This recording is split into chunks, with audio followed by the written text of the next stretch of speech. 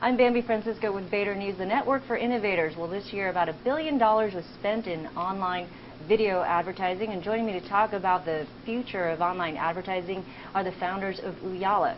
I'm joined by Bismarck Lepe, Sean Knapp, and Balthasar Lepe. I got your names right. Welcome, gentlemen. Thank you for having us. Let's talk about let's start about your ad network or your platform and how you work with advertising networks and advertisers. Can you just explain a little bit how that works? Well, right now we're primarily in the enablement business. We don't have our own ad network. We have a pretty significant footprint of people who are serving ads. I think Sean can probably talk about how we actually plug into a number of people as part of the advertising ecosystem. How does that work, Sean? So we've integrated with about half a dozen different ad servers and networks. Everybody from DoubleClick to LightningCast, Google for other AdSense for video, as well as Trimmer and Yumi. And we've integrated with both their overlay as well as in-stream and companion ad support. And this we offer up for a lot of our larger tier customers who already have a DoubleClick account, for example, can easily plug in their DoubleClick ad tags into Backlot and monetize their content that way. For those who don't have an ad server account, we actually provide the Ooyala ad server where you can upload your own advertising assets and monetize your content directly through the Ooyala ad server. Okay, so you can go direct, which a lot of people do, and play those ads. And you can also actually just use your advertising player or advertising network or management system along with the analytics as a separate piece of your service, correct? That's correct. So if we have a repository of ads, one of the offerings that we have is we detect where people are abandoning the video, and we make sure not to place ads there, right? And so we try to maximize the amount of time people are going to be spending consuming your content. Yeah. The more time they spend consuming your content, the more time that you can actually advertise. It's a good question. Now, what happens if the ad is the reason they're abandoning the content? Do you take that ad out? And to what extent does the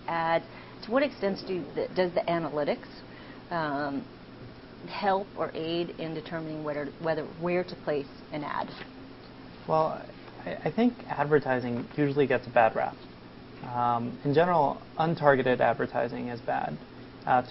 Advertising that actually complements the content is probably good. If you watch football, Super Bowl, the ads actually complement the Super Bowl experience. Doritos. Doritos exactly. Beer. Yeah. And so what we try to do is we try to learn more about the end user. And so everyone talks about behavioral targeting. Well, I don't necessarily think behavioral targeting works very well in terms of creating a dynamic learning system if you can't actually learn from what is causing a certain behavior. So what we do is we actually analyze a video as the video is going through, and we extract meta information. And then based on the behavior, we tie it back to what was actually happening on the screen. So if we notice that someone is always fast forwarding through ads whenever they're car ads and whenever they're watching, a soap opera, then we'll make sure that that mapping of ad to that type of content never happens again. With that individual person and the way exactly. they interact with the ads. Exactly. Okay. So do you also take in metadata, tags, keywords? I mean, do the publishers provide you with that information? Are you actually reading inside the, how are you analyzing the video? Are you not analyzing No, we do. The video? Okay. We do. So we take publisher-provided tags for a piece of content, and we obviously use that. But then as video actually goes through our system, we're also extracting people, certain objects like automobiles or landmarks or logos, and try to learn from that and actually paint a more comprehensive picture of what's happening on the screen. So, and how effective have the ads been now that you're identifying people, I was checking out your interactive ads where you identify a computer and then you pop up computer, Dell, Apple ads. How effective has that been, being able to identify, or basically your approach to analyzing the video, how effective has it been to deliver the right ad? Well, what you're talking about is actually a different type of experience. So we actually expose the APIs for a lot of the technology that's driving the back end of our ad server, and people can actually create that click to purchase experience or the hotspotting experience that people have been talking about for a very long time. That technology that's being exposed and kind of this hotspotting experience is actually what's driving our ad server on the back end. So in terms of effectiveness and using engagement as the bar for effectiveness, we usually see about 100% increase in the amount of time that's actually spent consuming an ad. So if on average people consume about 2 minutes of ads during a 30-minute piece of content, we're doubling that. So from a content provider standpoint, they get more opportunities to actually show advertising to a consumer, and from an advertiser standpoint, they can actually measure the increase in overall engagement with their brand.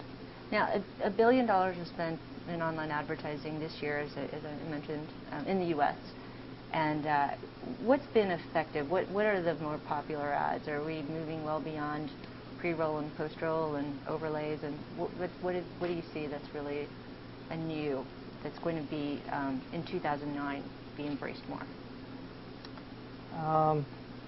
And I'd love for you guys to mention some of the results that we're seeing. So when we think about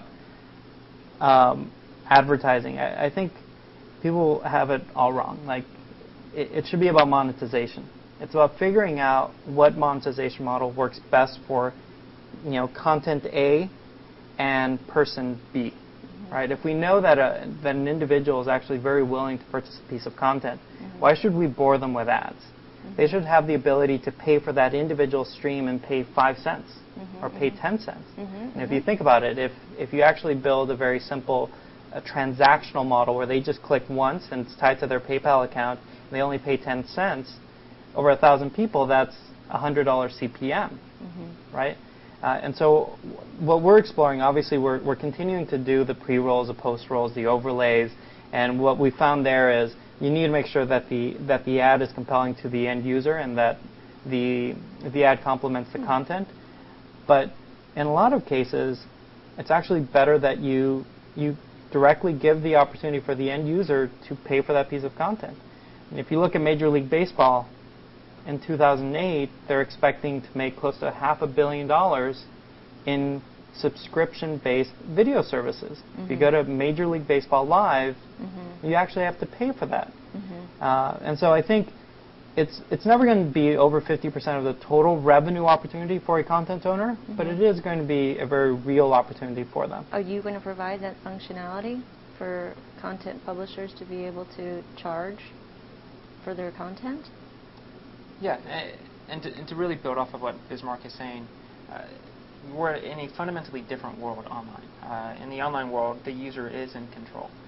So the traditional in-stream ads, for example, monetize less. They're conceptually, to the user, closer to a pop-up ad, right? And it's a very different monetization model than the click to expand or even take Hulu, for example. Their option to either watch all your ads up front or spread out throughout the video. Regardless, you're giving the user more control at that point. And in doing so, you find actually a much better monetization experience across the board. So you are going to try to offer that work on building some sort of subscription model in there for them? Yeah, so we're already testing it out with a handful of providers, and the results have been interesting. Anytime you go over 50 cents for video on demand content that can be found anywhere else on the web, adoption goes from 15 to 20% range down to 0.5%. Wow. What are the economics for that? For, let's say, if Vader wanted to, have a subscription model offering. Oh, it's great. You just pay us a transaction fee, and that's it. What percentage of what's that transaction fee? We're still trying to figure it out. Yeah. What are the economics with the ad? So what goes to you? What goes to the publisher? What goes to, say, the ad network serving up the ad? So if it's an ad network that we already support, a content owner who's using our features and functionality, it's already built in, and we don't charge an additional fee for that. If it's a new ad network that we actually have to kind of integrate into our system, then there will be a professional services fee. But if you had just purchased just the ad portion of your platform, then you take a fee. Then, like DoubleClick, we will charge an ad serving fee. And what is that? It's about $1 CPM for most of the video ads. CPM. Overlays are a little different. Okay. And then, it's funny because you talked about the subscription being potentially the money where the money is in online video. But is that where the money is in online video, or could you see it in sort of short form, long form, or where is the money? Well, I think it's going to be kind of like the old video release or theatrical release of a film, where you had windows, and initially a video is shown in a movie theater, and then it goes to pay-per-view, then it goes to DVD, and then eventually gets into syndication and broader international distribution. I think you will probably be able to see the same thing for episodic content. So the season premiere that is going to run in prime time that evening, if you're a subscriber of CBS, you'll be able to watch it 5 hours beforehand. That evening at the same time, maybe you can pay 10 cents per stream to actually watch it without any commercials. Then a week later when they post it, then you actually have the advertising baked in. So it's not a all or nothing model. It's, I think, a combination of everything. I think that makes a lot of sense. Okay, and when is the subscription? That's really intriguing. When does that come out? I'll let the guy who owns our product roadmap. So we're currently geared for about a late Q1, early Q2 launch. Okay. I'm sure there's going to be a lot of interest there. We're seeing quite a bit of interest already. Okay. Well, thank you so much, gentlemen, for joining me for this segment, and we'll have you back again to talk about your lessons learned. That's always the most fun of the segments. So, Bismarck, Sean, Belshazzar, thanks again for joining me. Thank you. I'm Bambi Francisco with Vader News.